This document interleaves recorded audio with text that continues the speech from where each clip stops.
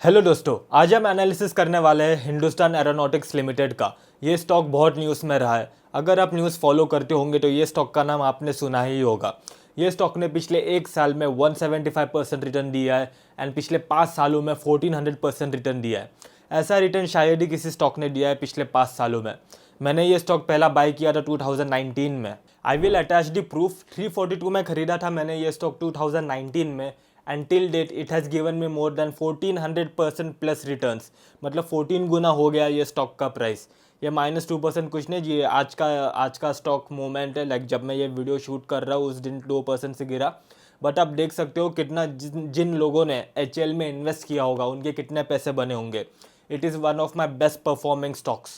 आज मैं आपको बताऊंगा HL स्टॉक का बिजनेस, उसका पास्ट परफॉर्मेंस क्या रहा है, क्या आपको ये स्टॉक में अभी इन्वेस्ट करना चाहिए या नहीं, मैंने ये स्टॉक में क्यों इन्वेस्ट किया था, लाइक जब 2019 में मैंने इन्वेस्ट किया था मेरा क्या लॉजिक था, सब बताऊंगा मैं। और ये भी बताऊंगा कि क्या आपको अभी ये स्टॉक में इन्वेस्ट करना अच्छा रहेगा या नहीं, क्योंकि ये स्टॉक बहुत भागा है, बहुत मतलब बहुत ही कभी भी गिर सकता है।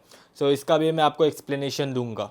Please note that this is not an investment advice, ये सिर्फ मेरी एनालिसिस है जो मैं प्रेजेंट कर रहा हूँ। एंड डोंट वरी, ज़्यादा टेक्निकल नहीं जाएंगे। आई नो बहुत लोगों को टेक्निकल्स पसंद नहीं आते। जस्ट बेसिक फंडामेंटल्स कवर करेंगे। इन्वेस्ट करने के लिए क्या क्या पैरामीटर्स हमें स्टॉक को एनालिसिस करना चाहिए वो सब कवर करेंगे। So it will be a short and good video. जो लोग नए उनके बारे में क्विक मेरा इंट्रोडक्शन दे देता हूँ। मेरा नाम है कार्तिक शिंदे। मैंने MBA किया है Jamnalal Bajaj Institute of Management Studies से। It is one of the India's best MBA colleges.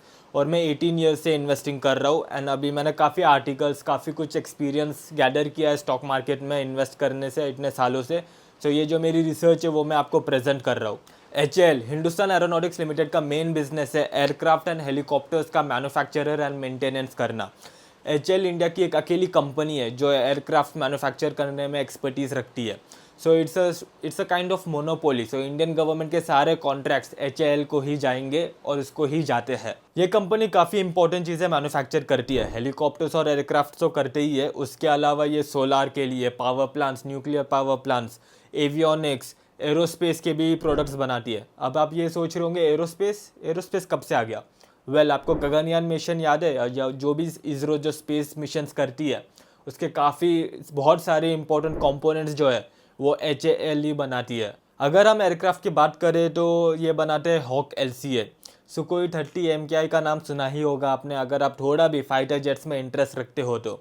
Indian air force की मेजॉरिटी फ्लीट अभी भी सुकोई 30 MKI ही है।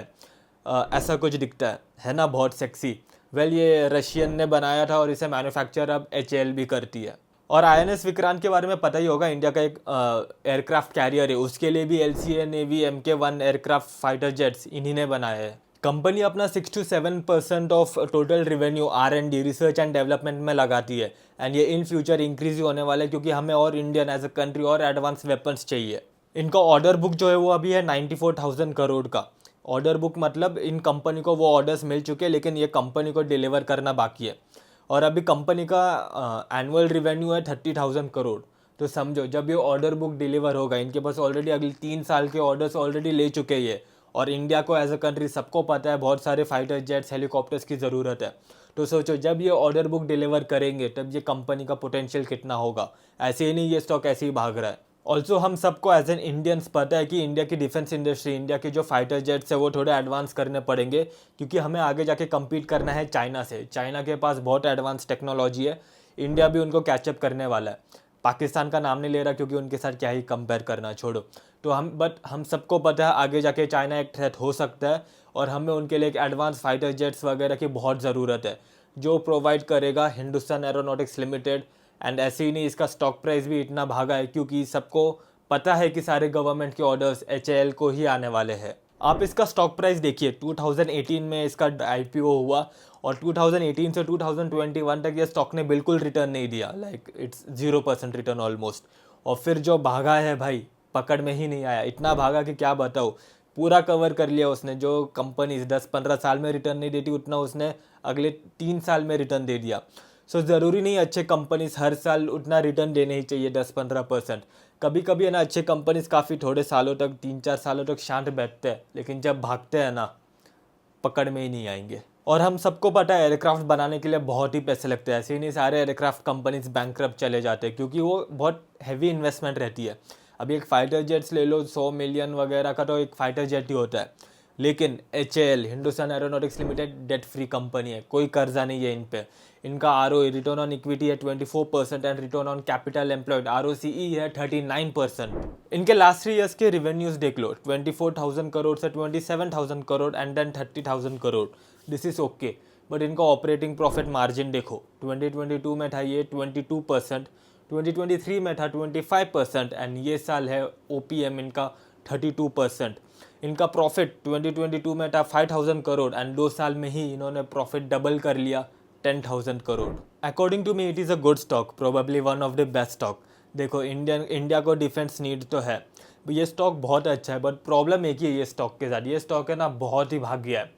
अभी आप शायद इन्वेस्ट करना रिस्की हो सकता है, लाइक 5,000 पे तो अभी बल्क इन्वेस्टिंग तो मत करना। आप चाहो तो थोड़ी पोजीशन बना सकते हो, बट बल्क पोजीशन लाइक ज़्यादा स्टॉक लेने से पहले थोड़ा वेट करो, स्टॉक गिरेगा कभी ना कभी तो थोड़ा 5-10% गिरेगा, तब आप पोजीशन बना सकते हो थोड़ी।